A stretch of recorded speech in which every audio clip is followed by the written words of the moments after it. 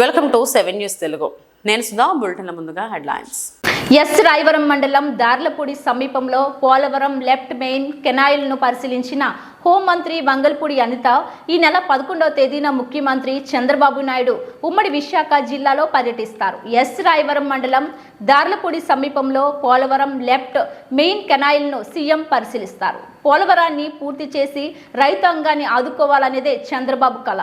అప్పుడు ఇప్పుడు పోలవరం ప్రాజెక్టు కోసం ముఖ్యమంత్రి చంద్రబాబు నాయుడు పనిచేస్తున్నారు. అతి తొందరలో పోలవరం ప్రాజెక్టు పూర్తి అవుతుందని ఆశిస్తున్నాం.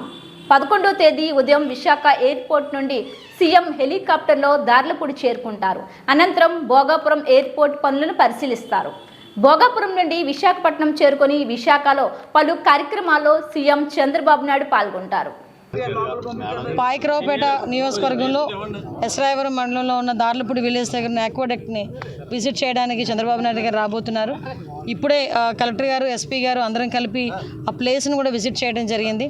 ఎక్కడైతే ఆక్వాడక్ట్ అసంపూర్తిగా నిర్మితమై ఉండిపోయిందో అదంతా కూడా ఇప్పుడే విజిట్ చేయడం జరిగింది. సార్ ఎక్కడికి వస్తారు, ఎక్కడ విజిట్ చేస్తారన్న విషయాన్ని అన్నింటినీ కూడా ఏదైతే చంద్రబాబు నాయుడు గారు డే ఫస్ట్ నుంచి కూడా పోలవరాన్ని కంప్లీట్గా పూర్తి చేయాలి, పోలవరాన్ని పూర్తి చేసి సుమారుగా ఇక్కడ ఉన్న రైతాంగాన్ని అందరినీ ఆదుకోవాలి అన్న ఒకే ఒక కళతో ఈ రోజు కూడా చంద్రబాబు నాయుడు గారు పనిచేయడం, మన ముఖ్యమంత్రి వర్యులు పనిచేయడం మనందరం చూసాం. దానిలో భాగంగానే ఇప్పుడు ఇంకా ముఖ్యమంత్రి అయ్యి నాకు తెలిసి 12వ తారీఖున మనకి ప్రమాణ స్వీకారం చేశారు ముఖ్యమంత్రిగా.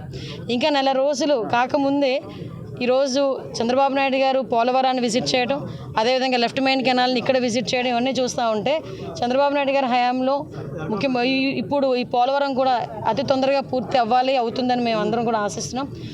ముఖ్యంగా ఈరోజు ఇక్కడికి వచ్చేటప్పుడు కూడా చంద్రబాబు నాయుడు గారు మనకి మార్నింగ్ వైజాగ్ ఎయిర్పోర్ట్లో దిగి అక్కడ నుంచి హెలికాప్టర్ ఇక్కడికి వస్తారు. హెలిప్యాడ్ కూడా ఇక్కడ మన స్కూల్లోనే హెలిప్యాడ్ కూడా పెట్టుకొని